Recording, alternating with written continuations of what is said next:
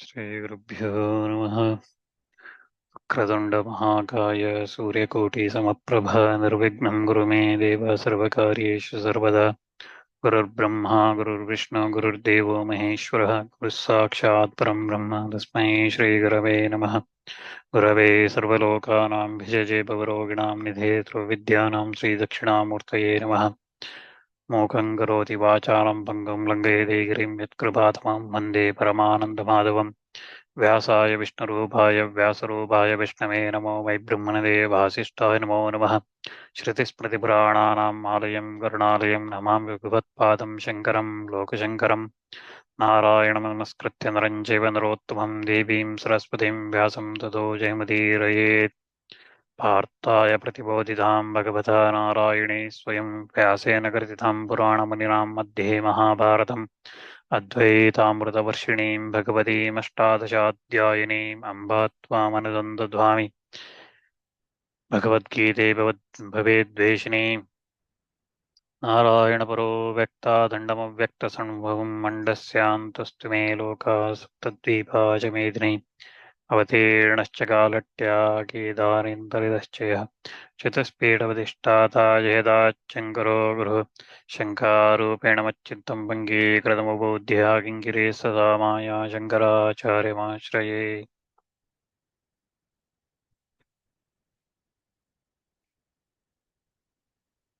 So previously, we were looking at the 47th shloka, completed karmanye vadikaraste mapaleshu kadachana ma karmapala heturbhur mate stungostu karmani.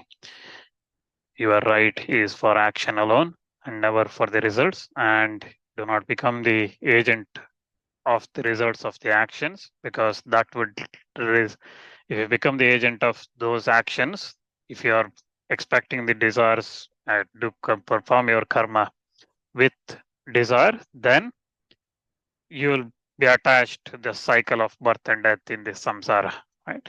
So that's why just perform the karma without any desires. So having said that, do not think that inaction is an option. Okay, so do not have the inclination for inaction.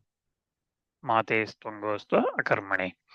So Krishna says that now the question that comes to Arjuna's mind, or anyone like us who is full of delusion, avidya, for us, ignorance is if the action is not to be undertaken by one who is under the impulsion of fruits of those action, then how it should be undertaken, right? So if Krishna is saying that action should be undertaken without expecting any fruits from it and things like that, how it should be undertaken, and for that Krishna explains in the next shloka,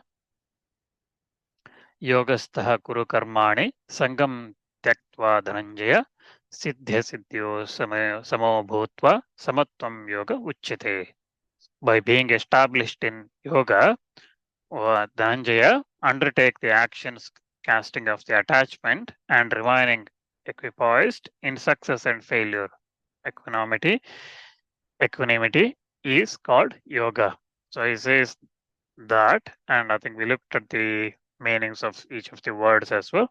So here, what Krishna is saying is, by becoming established in the yoga, O Dhananjaya, again he addresses Arjuna as Dhananjaya. Anyone remembers why Arjuna is called Dhananjaya?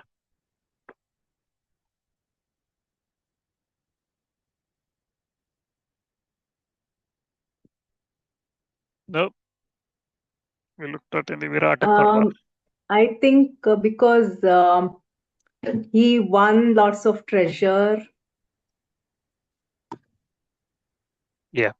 So during Rajasuya sacrifice, Arjuna went on conquest and he won the wealth, huge amount of wealth, and that's why he's known as Dhananjaya. And here, again, Dhananjaya brings another meaning, the wealth he is earning through Krishna, the wealth of knowledge, right? So he's earning that, so that's why he's also known here as Dhananjaya. So by becoming established in the yoga, undertake the actions for the sake of Ishvara alone. So that's what Shankaracharya explains. So what Krishna is saying here is Kuru Karmani, Yogastha Kuru Karmani. He is saying Kuru Karmani Kevalam Ishwarartham. So perform these actions for the sake of Ishvara, for the sake of Paramatma alone. Even there, Tektva Sangam, so casting off the attachment. Okay, so even when you are performing the actions for the sake of Ishvara alone, or even there, casting off the attachment in the form of Bhagavan will be pleased with me.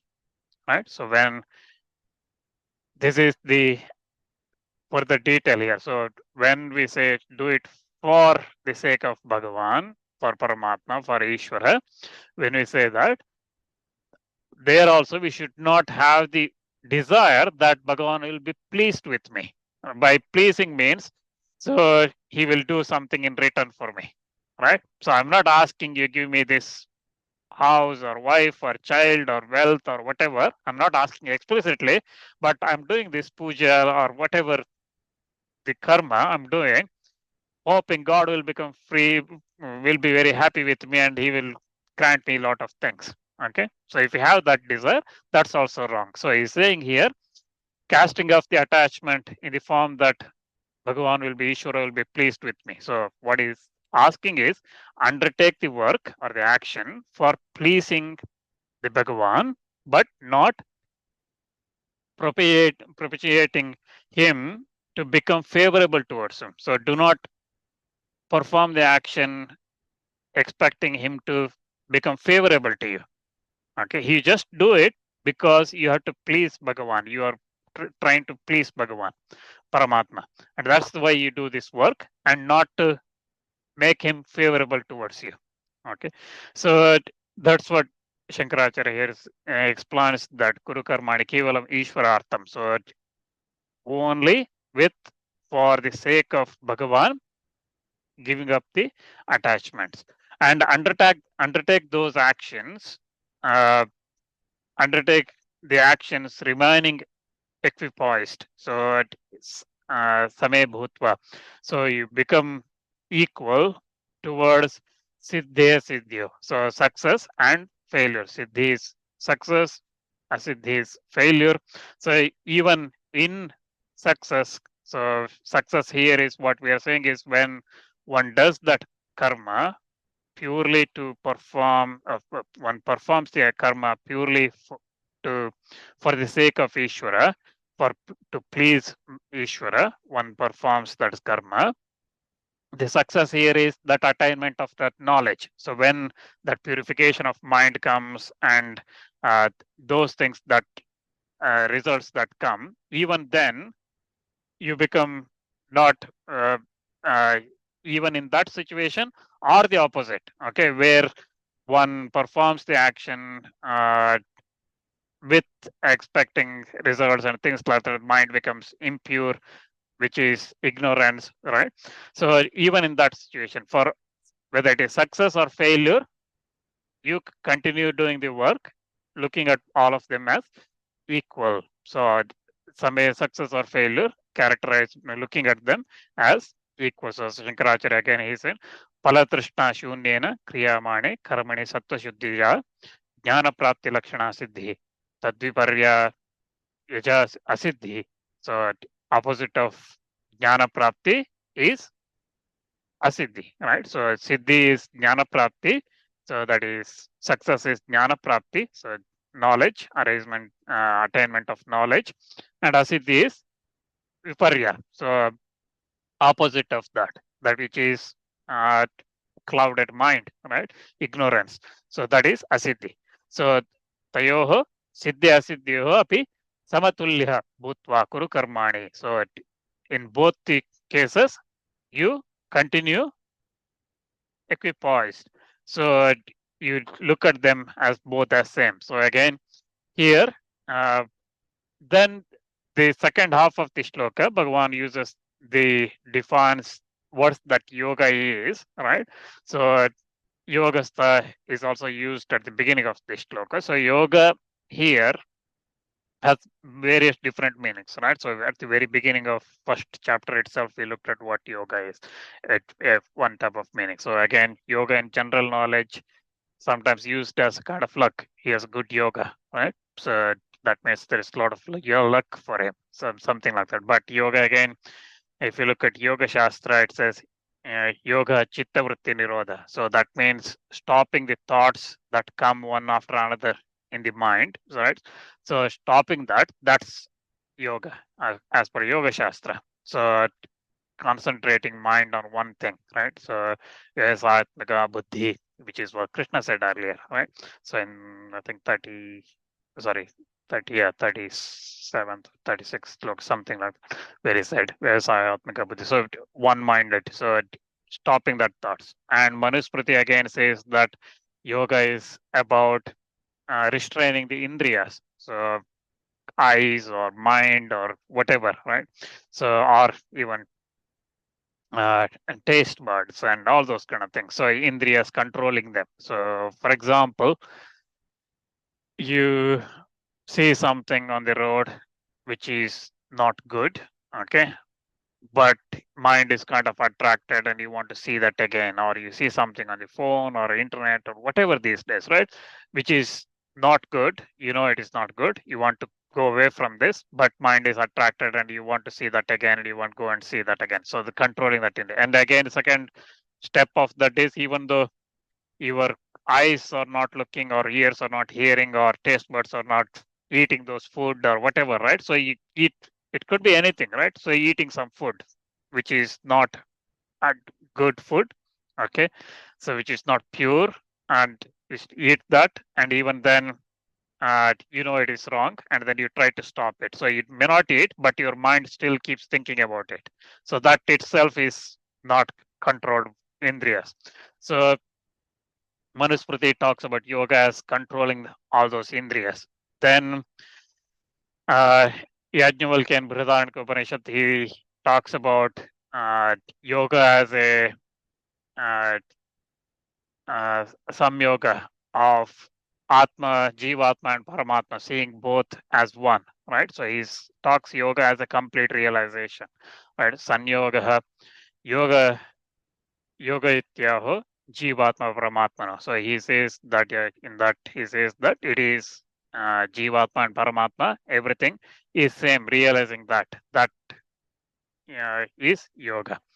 And here Krishna gives yoga, and he defines it in the meaning that samatvam siddhi says, he talks about samatvam. So looking at both as equipoised and with equanimity, right? So he talks about that. So what is that yoga with regard to being that being established in which said to undertake, right? So he says that is, he says that yoga is indeed that samatvam, that equanimity in success and failure, right?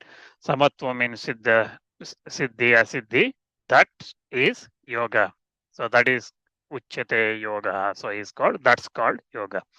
So again, being the very fact that this is equipoised in success and failure, but not in action, is meant by the word yoga in the yogastha. Okay, so in the first half of this shloka, yogastha is used, and second half is the definition. Right, so yogastha kuru karmani, and then uchyate yoga. So here, what Shankaracharya says, that the very fact that equipoise in success and failure, but not in action, is meant by the yoga in that yogastha. That's why there is no contradiction whatever. So that's what Shankaracharya says. Again, Shankaracharya explains that the interpretation here is that since the first half of the verse is explained by the second half, there is no fault of repetition. And if you look back, for example, in the 38th shloka, when Krishna was explaining Arjuna to perform his swadharma, his duties, right, as a Kshatriya, he talks about Sukudakke same krutva labha labho jaya jayo. Right? So there also tato yuddha yujyasva naivam papam vapsasi. So if you perform treating happiness and sorrow with equanimity, then papam vapsasi, you will not get any sin attached to this action you're doing. Right? So in that 38th shloka, and here in the 48th shloka, so here also it's talking same thing, right? Samatvam. The only difference is there he uses the word sukadukke samekrutva. Here, labha, there he uses sukadukka and labha labho. So jaya jayo. So he uses those things. Here, the word used is siddhi asiddhi, right? With achievement and success and failure in that context. So Madhusudan Saraswati explains this, saying that the 38th shloka where Krishna talked about Same Krutva, Sukadukke Same Krutva, Labha Labha Jaya, where he talks about that Samatvam there, he was talking about engaging in the battle by treating equally victory and defeat, which was the subject of discussion in that section, right? That was being discussed in that time. But here, when he talks about Siddhya Siddhyo Same Bhutva Samatvam Yoga Uchyate, so when he talks about that, when Krishna explains in this 48th shloka, he talks about that. He is referring to the duty of undertaking all actions, okay, not just what's Swadharma that's looked at, but any action that's undertaken by renouncing the fruits, whether it is seen or unseen, that's called yoga. Okay, so Same Bhutva. So when that Samatvam in that success or failure, that's called yoga. So that's what Krishna is talking about, and that's the distinction.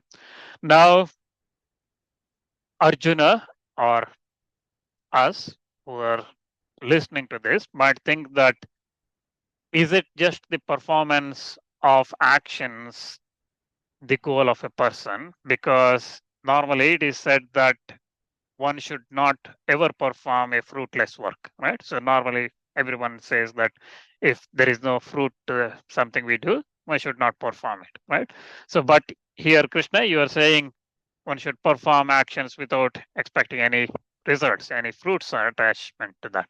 So in that case, again, normally it is said that even a stupid person does not tend to work without the desire of results. So this is, for example, in Shloka Vartika, it says that even a stupid person does not engage in work if it's without any desire. He does not, with desire for results, even a stupid person does not engage in work. So in that case, is it not better that karma should be undertaken by certainly out of desire for its results?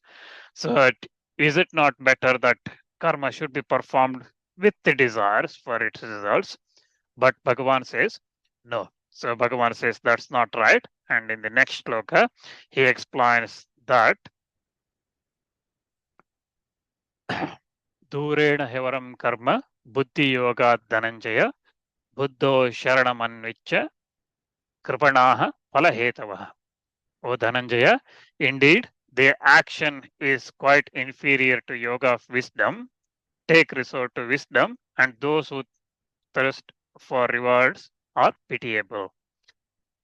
So Krishna explaining here whether explaining desiring results is good or not. Okay, one should expect can perform karma expecting desired results or not with the desire of result.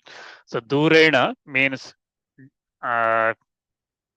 from far away, uh, and then he is certainly. Avaram means inferior. Karma is reward-seeking action here. Buddhi yogat means with intellect established in that supreme knowledge. And Dhananjaya is Arjuna. Buddho means that supreme knowledge and insight. And Sharanam means refuge. Anvicha means seek. Kripana means miserly. and palahetu means those seeking fruits for their work, their karma, those who are expecting fruits of their karma.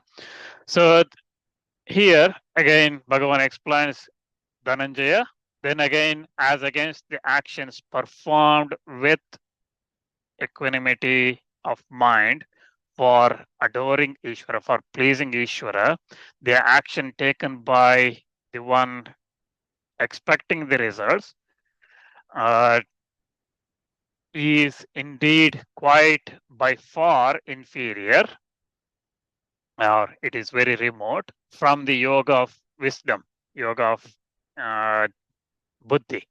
So, yoga of wisdom, where from the actions undertaken with equanimity of mind, because the former, which is the performing actions with desires, is cause of this birth, death, etc., the cycle of samsara. So Krishna says that the action performed with uh, desires, longing for its results, is inferior uh, because from compared to yoga, karma yoga, the yoga of wisdom, and the action undertaken, which is the action undertaken with uh, samatvam, equanimity of the mind, right? So because the when we result are expected perform actions are performed with those desiring those results, it results in the samsara, birth and death. So because of that, one should charanam anvicha, take resort to seek shelter in the wisdom, under the wisdom, which relates to the yoga or the conviction about reality that arises from it with the maturity and which is causing the achieving the fearlessness. So the meaning is that you should resort to knowledge of supreme goal, paramartha jnana sharano bhavet. So if you should resort to that knowledge of supreme goal, paramartha jnana, because those who undertake inferior action, whose desire for those rewards, whose thirst for those results, who are impelled by those results, are pitiable or kripana. Because why it is pitiable? Because, for example, in the Brihadaranyaka Upanishad, Yajnavalkya tells his wife Maitreyi, he tells that, O Gargi, those who depart from this world without knowing this immutable is pitiable. He says there are Yova yatadaksharam gargya viditva small lokat prayati sa kripanaha. So those who leave this world having taken birth as human beings and without leave this world without knowing that Paramatma, they are kripanas, they are pitiable. You have to feel sorry for them. Okay, because they haven't made effort to know that Paramatma. So Krishna here says again, so this is again linked to the shloka where we looked at previously, right? So Yavan Artha Udapane, right? So where there is, when there is a tank, when there is a flood all around, right?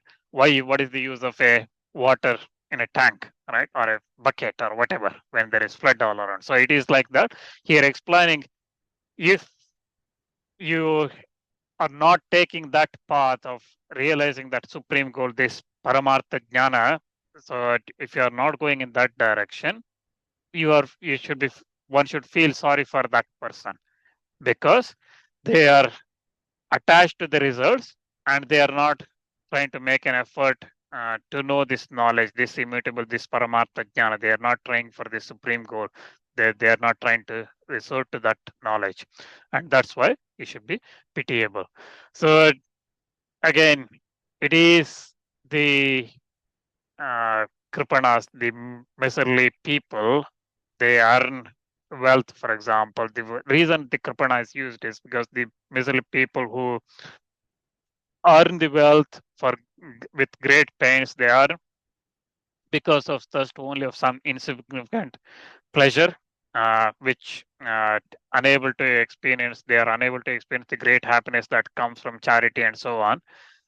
They cheat themselves. Similarly, those who perform actions with great pains out of greed for mere petty results become deprived of the experience of the supreme bliss.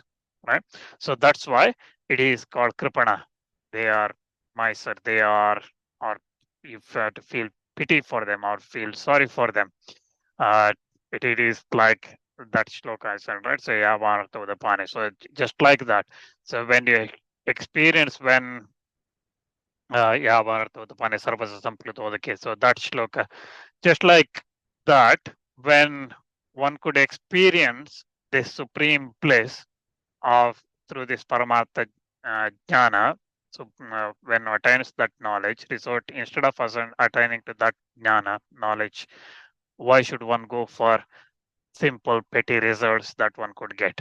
That's why it is here Bhagavan says, what a misfortune and foolishness of those people who wish for results on their karmas. And that's why the word kripada, miserly or pitiable or sorry type of word is used. Now, Bhagavan goes into explaining this merits of this buddhi, wisdom. Again, buddhi normally again used as a mind and buddhi, right? So manas and buddhi. So their definition of buddhi is different.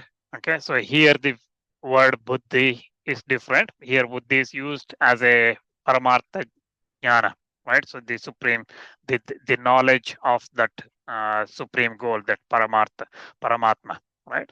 So it is used in that context. But buddhi in when we talk about mind, buddhi, and things like that, their buddhi is the Nishchayatmika uh, definitive uh, decision making ability, right? Mind is the one that fluctuates, whether I do this or not, whether I eat this or not, whether I go in this path or in that path, whether I leave now or in 5 minutes late, right? That's mind. The buddhi is the one that says, eat this. Today you have to eat this, okay? Or go in this path, leave now, or do that. Whatever that buddhi that gives a clear instruction, that's buddhi. Mind is the one chanchala. It is fluctuating, it is changing. Okay. So it is the buddhi here in this shloka and the upcoming shlokas used is not in that context. Buddhi here is used as a wisdom, as a knowledge. Okay. So now Krishna explains the merits of that buddhi, and he says that listen to the result of one possessed of that wisdom, possessed of the wisdom of that equanimity, uh, one having that wisdom of equanimity, and at times by performing one's own duties, what they get. So he explains that in the next shloka. Buddhi yukto jahatiha ubhe sukrita dushkrite tasmad yogaya yujyasva yoga karmasu kaushalam. Possessed of that wisdom, that buddhi, one rejects here both virtue and vice. Sukrita, Dushkrita is yeah, good results and bad results, or virtue and vice. Therefore, devote yourself to yoga. Yoga is karma yoga. Karma yoga is performing the actions without desires, okay, with samatva. So yoga is skillfulness in action. So karmasu kaushalam. So we'll look at the details now. So buddhi yukta means endowed with wisdom, having that wisdom, having that wisdom. Jahati means to get rid of. Iha means in this life. Ubhe means both. Sukrita dushkrite means good and bad deeds or karmas, results. Tasmat means therefore. Yogaya means for yoga. Yujyasva means strive for, make an attempt. And then yoga means yoga is. Karmasu kaushalam means the art of working skillfully. Now, Krishna explains here as buddhi yukta, that means those who are possessing that wisdom. The wisdom here again, as I said, is knowledge or viveka. Okay, so that paramarthika jnana. So it is that, it is not as in the sense of mind and buddhi. It is here paramarthika jnana. So buddhi yukta, the one that's possessed of that wisdom, that viveka, possessed of the wisdom of equanimity, uh, equanimity, since one rejects here in this world both virtue and vice, or righteousness and unrighteousness, or good and bad deeds, through purification of mind and acquisition of that jnana, that knowledge, sattva shuddhi jnana prapti dvarena. So that's what Shankaracharya says. So through purification of mind and acquisition of that knowledge, therefore devote yourself to yoga, to devote yourself to karma yoga, the wisdom of equanimity. So he says that one who having that viveka, that wisdom of equanimity, they reject here in this world, they reject both good and bad deeds. They reject the virtue and punya papa. They don't think about those things. They don't think about dharma, because their mind is not attached. They look at everything as equal, right? And through the purification of the mind and acquisition of that knowledge, they think like that. Therefore, devote yourself to this karma yoga. The karma yoga means here wisdom of the knowledge of equanimity. So he says that, and the yoga is skillfulness in action. So the karma yoga is skillfulness, he says. So kaushalam. So it is skillful. It is a skill. So what is that skill? So the skillfulness here means the attitude of the skillful, the wisdom of equanimity, the wisdom of equanimity, looking at that samatvam with regard to one's success or failure while engaged in the action, which is called, again, when called upon one's own duties, right? With mind dedicated to Ishvara. So when one performs the duties swadharma with mind dedicated to Ishvara, without uh, going for success or failure and looking both as same, that samatva, that's is the skill, that's the attitude. That's what Krishna is saying here, that karma. So kaushalam is talking about that. In that karma, the kaushalam is talking about, or the skill he is talking about, is that maintaining that samatvam and doing, dedicating everything and doing everything to please Ishvara. So swadharma keshu कर्मसु वर्तमानस्य या सिद्ध्यासिद्ध्योः समत्वबुद्धिः ईश्वरार्पितचेतस्तया तत् कौशलं कुशलभावः. So that's what Shankaracharya explains this kaushalam word. He explains that it is that skill or the attitude, having, looking at everything as samatvam, everything as equal, and the mind dedicating all that karmas, performing the swadharma, and again it is important, performing that swadharma and dedicating all that to Ishvara is kaushalam. It is the kushalam. It is the skill. It is the attitude that one has, and that indeed is the skillfulness which, through that uh, equanimity, makes actions that by their very nature and give up their nature. So by performing those actions, right? So the bondage, which is normally by performing the actions, right, it results in the bondage. But here, by performing the actions, one becomes free from those actions, right? So those performance of those actions, one becomes free from that bondage, and that results in moksha, and that indeed is a great skill. So having that skill is the greatest thing. So if what are the skills you have? This is the best skill one should have. This karma yoga skill is the one should have. That's what Krishna says, and Shankaracharya explains here that the looking at everything as equal and dedicating everything, doing everything for to please Bhagavan and performing swadharma, that's the skill one should have.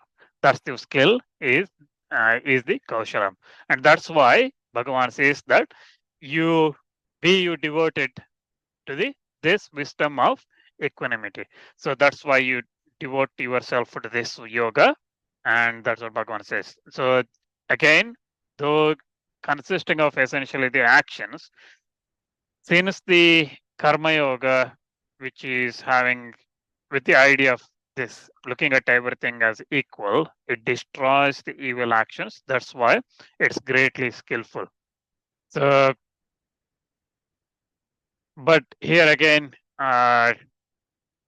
but you are not skillful because though you are a sentient being, you still do not destroy your evil persons of your own karma. That's what Krishna is suggesting here.